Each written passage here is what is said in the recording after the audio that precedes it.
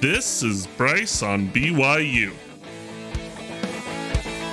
Alright, guys, welcome back to Bryce on BYU. Alright, first things first, I did not post a post-game, to the Kansas game. It was late when it ended, and I was just, if it was late and BYU had won, I might have been, excited enough to come out and say, like, oh, hey.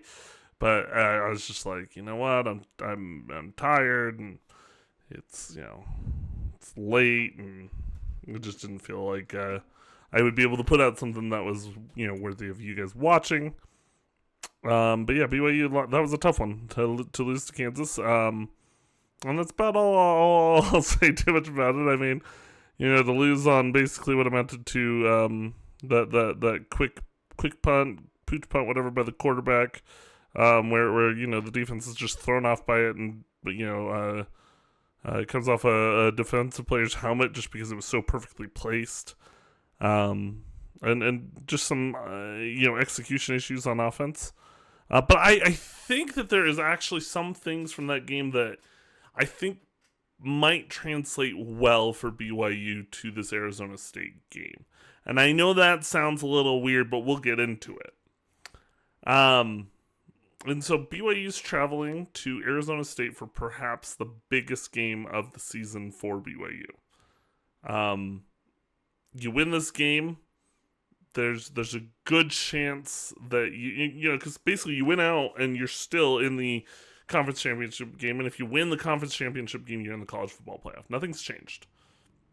There was never a guarantee that if BYU was undefeated in the regular season that the committee would put them in if they lost the conference championship game. That was, there were some assumptions that potentially they would say, well, we're not going to penalize BYU for playing the extra game or whatever, but it was never a guarantee. The guarantee was always only ever going to be if BYU won every single one of their games. So at the time it meant going 13-0, but now it means going 12-1. 12-1 is the goal if you want to make the college football playoff. 12-1 is really what you want to do, because if you're BYU, they've talked all season that their goal is to win the Big 12 championship game. Is to be Big 12 champions.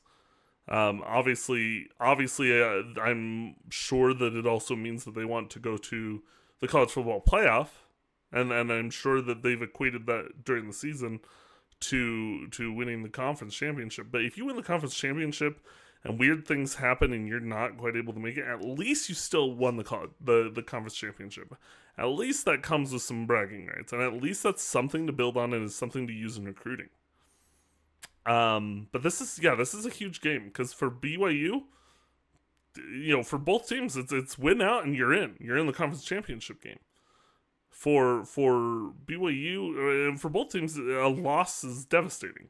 For BYU, it means that things would really have to swing their way, both, with other games this weekend. If BYU loses, it would be a big help to have a loss from Colorado, and a loss from Iowa State. That would continue to help them. That would mean that maybe they could play Arizona State in the conference championship game in a couple weeks, which would be tough. But you'd still be there. So, but you'd have to have, and then or next week you'd have to rely on Arizona beating Arizona State, and that's possible because it's a rivalry game. But everything is much more simple if you just go out and you win, and then I think we'll all be watching the Utah game. If BYU wins, we'll all be watching the Utah game, and I think it'll be the first time that a good majority of BYU fans will be sitting there saying, "Go Utes! Go beat Iowa State," because if you do, we're in. I more or less. I think that there's still a scenario where even if BYU wins and Iowa State wins, that there is Utah wins over Iowa State, I think there is a scenario.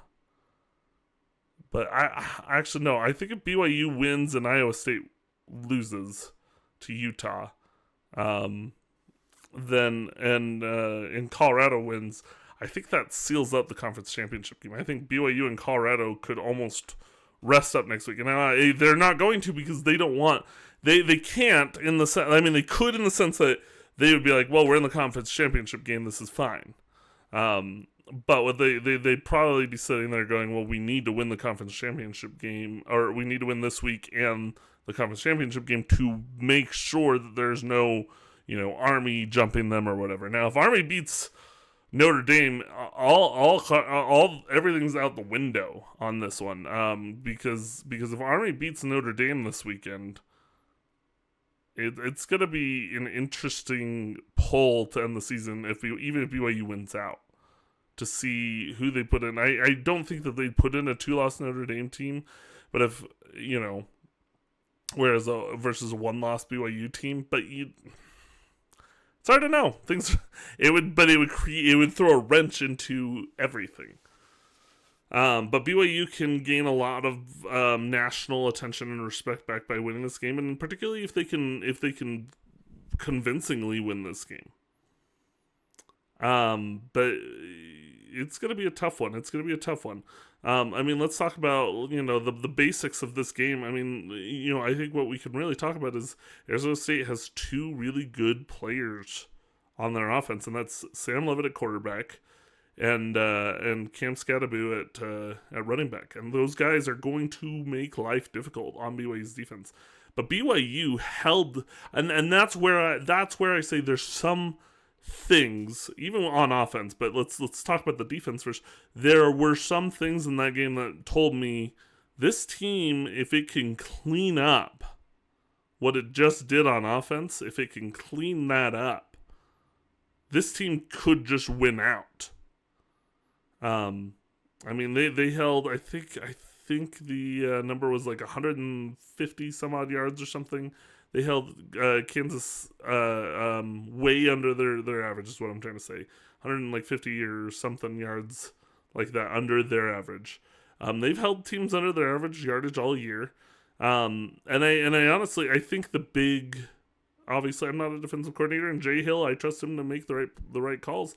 But I think honestly the big thing that you're going to see from BYU is to maybe not completely sell out on the run, but do a lot to contain it. Leave maybe just enough for just a little bit of extra help on the defense, on the backside of the defense, to make sure that Levitt does not have easy windows to throw to. But I think if you're bringing a lot of pressure, you could create some havoc and really hold Arizona State to maybe 22 to 24 points. And I think if you do that, BYU can win this game. I don't think that's a given, but I think the offense you're gonna see a different approach from BYU's offense. I think there is gonna be a bit of tempo manipulation, in the sense that they're going to, they're gonna, if they can get a couple big plays over the top in particular, they're gonna be running up to the ball, getting the ball snapped really quickly, and trying to get like the defenses caught off guard in terms of, and then slowing down the next play. And then sometimes, while you maybe are frequently going fast on the big plays, you occasionally are stopping things, slowing things down when you've had the big play.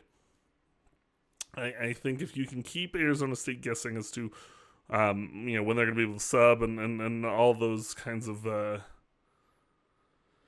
and all those kinds of tempo questions, that will help you defensively offensively, to be able to find openings and be able to create some really good scores. And I think if BYU tries to push just a little bit more on the tempo side of things, we'll see BYU score in bunches maybe. I honestly, there was a few drives that we had some red zone woes, and that's what's got to be cleaned up. But what did tell me, because Kansas's defense was fairly decent coming into the game, but BYU's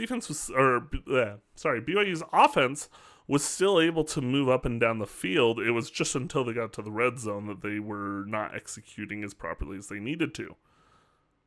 And so if BYU can continue that, but then also execute in the red zone, this could be a long day for Arizona State. I'm not saying it's going to be. In fact, when we get to my prediction in just a few minutes, I'm not going to say that this is going to be a long day for Arizona State. That's not going to be my prediction. But I think that BYU has the tools to make it a long day. BYU has the tools to win this game 35-21, to win this game 35-18. They have the tools to do that. But are they going to be able to? The offense hasn't shown me that in the past few weeks that's what they're going to be able to do. But I think that this loss against Kansas woke them up. Now, yeah, like I said, Cam's got to be. He's gonna be a tough one. He's had 400-yard rushing games this year, 200-yard receiving games. And you know, you're gonna have to keep your eye on him. You're gonna have some guys dedicated to making sure that he is contained, and that Sam Leavitt has to go to other options. Sam Leavitt also very, very good. He's been very decent against the pass or passing, and so BYU, what they need to do though is still, like I said, contain the run. And you know, maybe give up a little bit in terms of the passing game, but if they, you know, but understand that you've got some guys that can help you to make sure that that even if you give up a couple passing plays here and there, they're not going to be able to beat you with it, because you've got the talent to. And BYU's had, I believe it's 17 interceptions. Is that what they've had? 15 interceptions maybe. And so, yeah, I think it's 15 interceptions this season. And so if BYU's defense could be opportunistic, this could be a very good game for BYU. But like I said, I think Leavitt and Scotty are going to be able to find plays in which they'll be able to help that, you know, help themselves win, or not necessarily to win, but like they'll be able to keep themselves in the game because of the talents that they are. But yeah, I think BYU, from the sounds of, you know, from what players and coaches have been saying about practices, it sounds like they were woken up and they understand the gravity of the situation, and hopefully the week of practice has been crisp. Because from what it sounds like, last week's was not.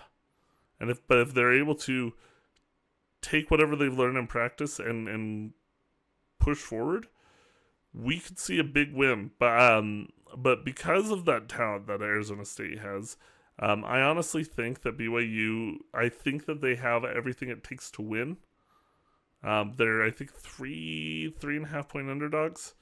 But I think they have everything it takes to win, and I think BYU will show up and be able to get the job done. And I think that's the final score for BYU is going to be 31-24.